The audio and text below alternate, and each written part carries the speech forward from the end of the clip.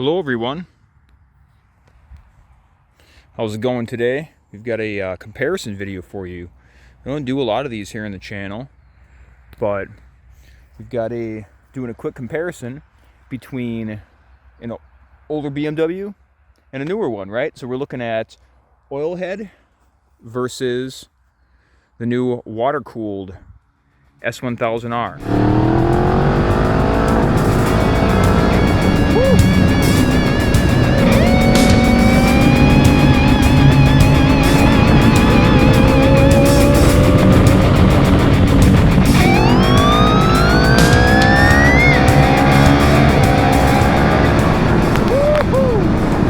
Over here we have, I already have a couple other videos, might be out before this one with the R1150R. We've got a 2004 R1150R, and over here we have a 2015 BMW S1000R, right there. And both of these probably need a bit of a wash, but they are, yeah, they're relatively clean. We're going to be talking about the difference between. Let's go through the basics. So we'll go through suspension, like seating, foot placement, bars, the seats themselves, and acceleration. And we'll talk about the difference between them here for just a few minutes and do a comparison if you're looking at something less expensive like an older BMW Boxer, or if you're looking at something newer like the new inline 4s and the double R's, single R's, things of that nature. There's also the other, F650 or 800s too, depending on what you're looking for. So let's start here at the front of both of these bikes, and we're looking at suspension. So over here you've got this has an electronic suspension on it, fully adjustable electronics. I can show you some of that here. We haven't done a video about this bike, so that will be a separate video where we go through everything and do a walk around. But this one here, as soon as the screen loads for us, we've got our adjustment over here for ABS and suspension settings. And then you've got modes over here too. So I'm pressing the button here. So you've got normal, hard, and soft. Right? And you go over here. Here's your mode. There, it's focusing. Okay. Here's your mode setting. And you got dynamic, right? Let's see if it'll let me. Yep. Dynamic, Pro, road, and rain. And rain actually attenuates or removes some of the horsepower. So when you change that, those suspension, we're talking about suspension here, the suspension settings just change automatically. You don't have to adjust anything, right? You've got all these different modes. Over here, you've got the telelever and paralever system, BMW calls it. So you've got your front shock over here. So when you brake, you don't have fork dive, right? And then you've got your just your rear shock here.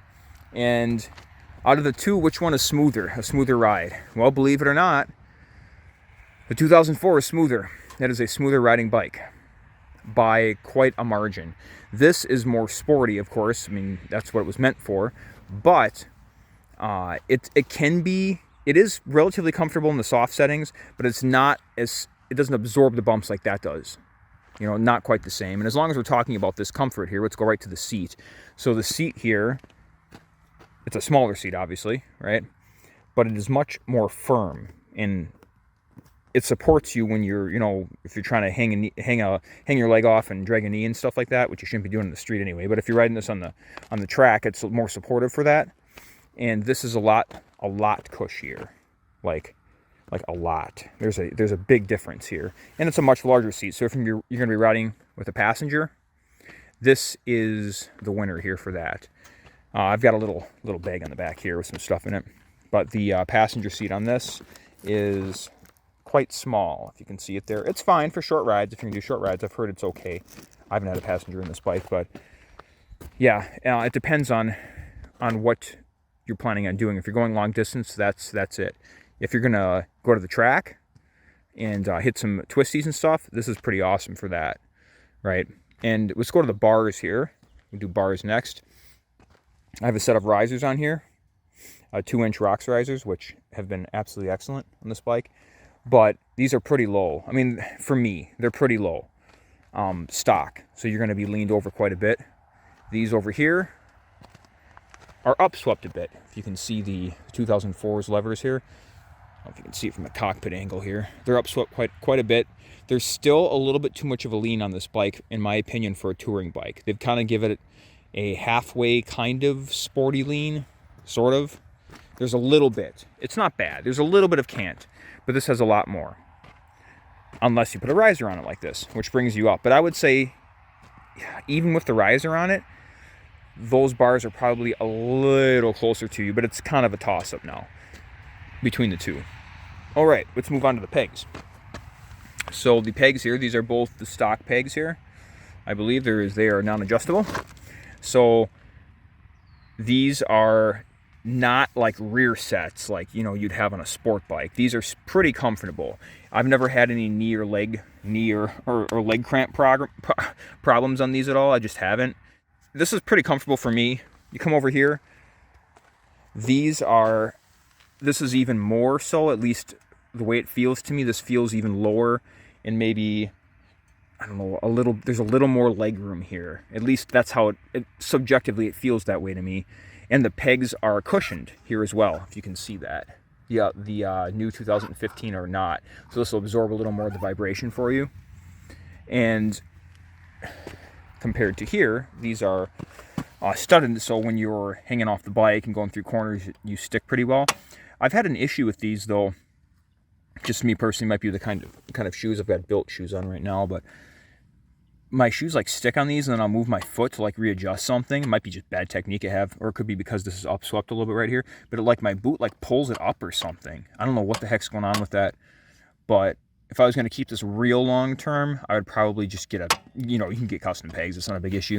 The mounting where your legs are would be the issue. But I had a speed triple. What was it? I had it was a 2013. And it's actually on the channel here too. That one, the pegs were higher. So the speed triple, I did get knee cramps on that bike, like probably 2-3 times, especially if I was wearing leathers. If I had like pants, like overpants on, or leathers or something like that, that gave me a couple knee cramps. This bike has never done that to me. So this is a more relaxed seating position. I can give you a picture. I didn't show you that rear shock on here, that fully adjustable. Electronically adjustable shock with the gas canister in there too. The suspension on this thing is awesome. I mean, don't let me talk it down here. It's pretty awesome. That fully adjustable suspension has wowed me. All right, so headlights. These lights here, the previous owner put in, I believe they're HIDs, right? Yeah, you can see them there.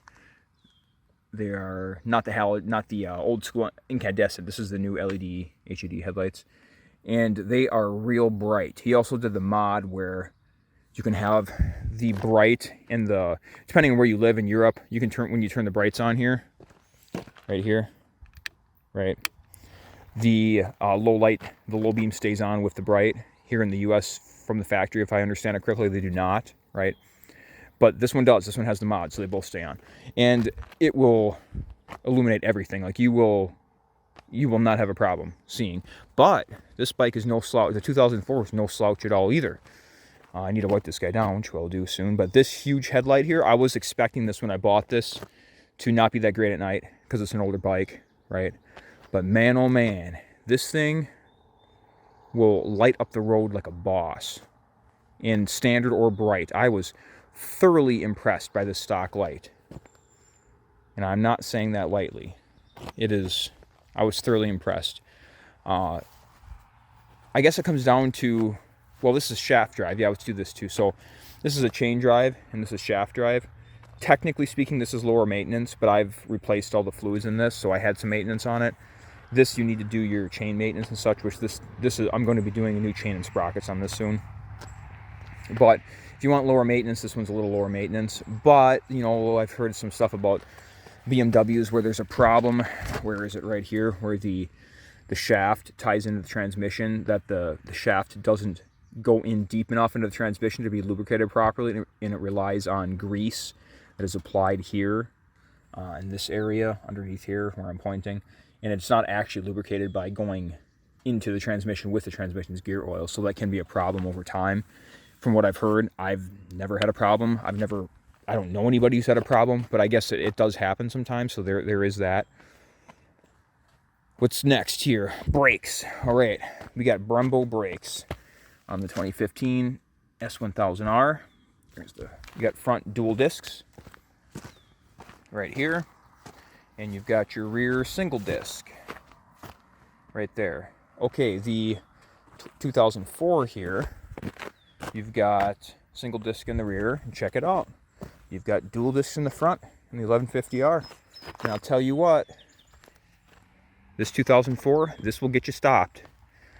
You can watch the, I'll put a link to the ride review. I think that'll be out first of this bike, where I do a hard braking, exercise on it, and when no one's around, obviously.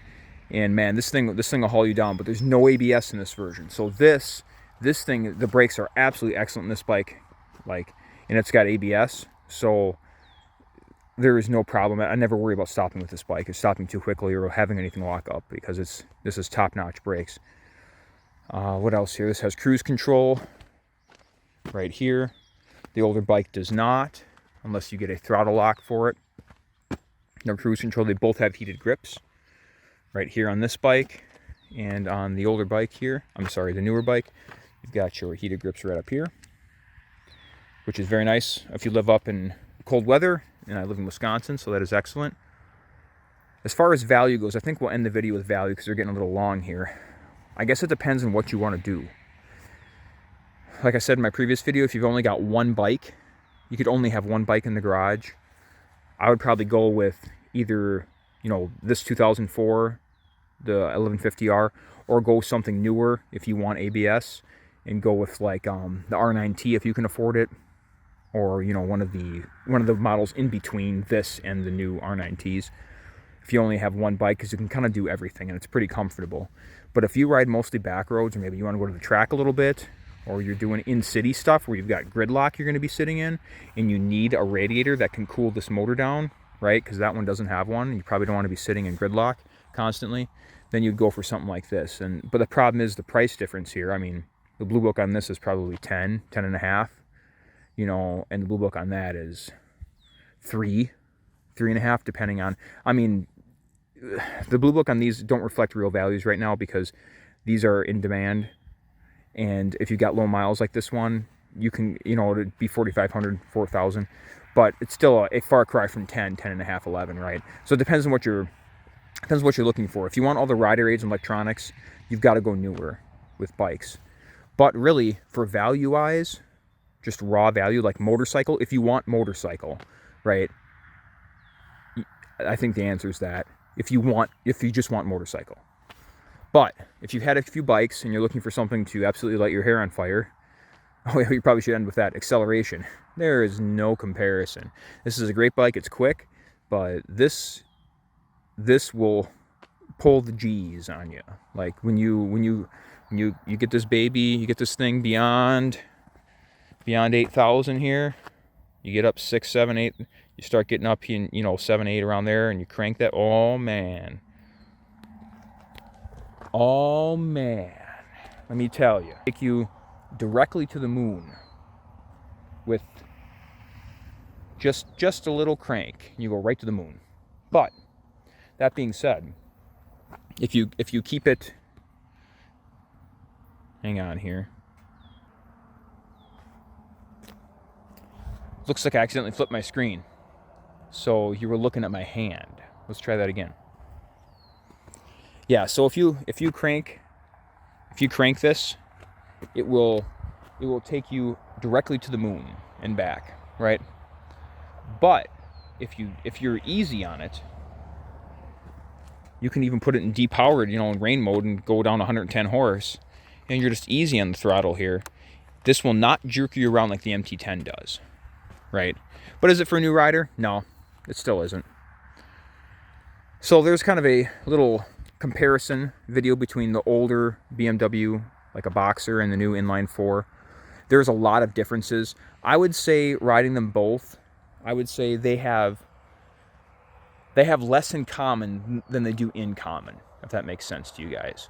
They're totally different motorcycles. They behave differently, they feel different, they ride different, they accelerate different. The way the throttle, like the throttle input on this is just completely different feel, like the touch points in the bike and the way your inputs are.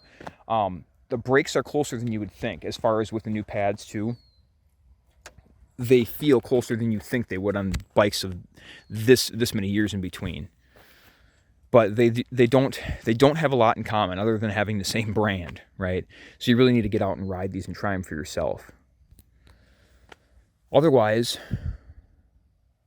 I think that is it for this comparison video. Let me know if you guys have any questions about either of these bikes at all, and I can do another video about it or talk about it. And I'm no expert, but just let me know if there's anything you want to see on them, or if you have one, let me know what you think of them, right? So if you enjoy this content, make sure that you like and subscribe to help the channel out. We're trying to get monetized here. We're not monetized yet. We're a small channel, but we're trying to get monetized, and hopefully we'll be one day. That would be nice. But if not, I'm going to keep doing it because it's just fun and I enjoy doing it. So thank you guys again, and I hope you guys are doing well, as always. And you guys have a great day.